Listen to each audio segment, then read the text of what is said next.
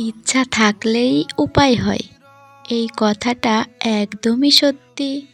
আমরা যারা ঘর সাজাতে একটু বেশিই পছন্দ করি, তাদের ঘরে যদি এইরকম একটা জিনিস থাকে তাহলে কেমন হয়?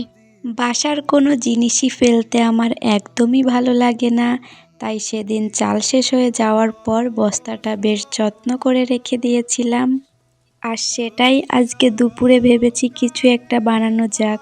কাল রাতে যখন শপিংয়ে গিয়েছিলাম তখন এই রঙগুলো কিনে এনেছিলাম, আর এখন সেই রং দিয়ে শুরু করেছি কাজ। এখন বাজে দুপুর 12টা, আর এখন আমি আঁকতে বসে গিয়েছি। আর এই যে এইটা আঁকতে কিন্তু অনেকটা বেশি টাইম লেগে গিয়েছে, কারণ বস্তাতে অনেক বেশি রং লাগছে।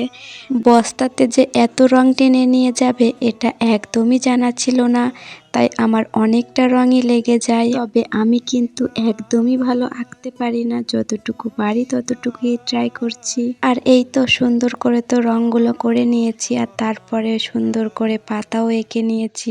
ভেবেছিলাম অন্য কিছু আঁকবো, তারপরে মনে পড়লো পাতাটাই ইজি হবে, তারপরে পাতাটাই এঁকে নিয়েছি। আর এই যে আমার একটা কিন্তু কমপ্লিট হয়ে গিয়েছে, তবে আমার কাছে কিন্তু বেশ ভালোই লাগছে। আর আমি তো বারবার এটাই দেখছিলাম যে অনেক সুন্দর হয়েছে, তোমাদের কাছে এটা ভালো নাও লাগতে পারে।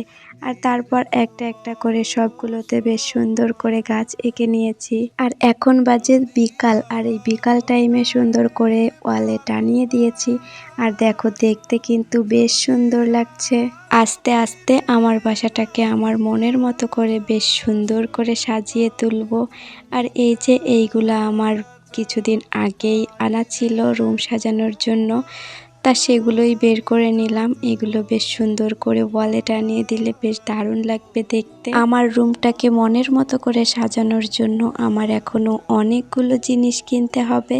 আর এই যে দেখো আমি সুন্দর করে সেট করে দিয়েছি, আর আগের দিন এই ছবিগুলো লাগিয়েছিলাম।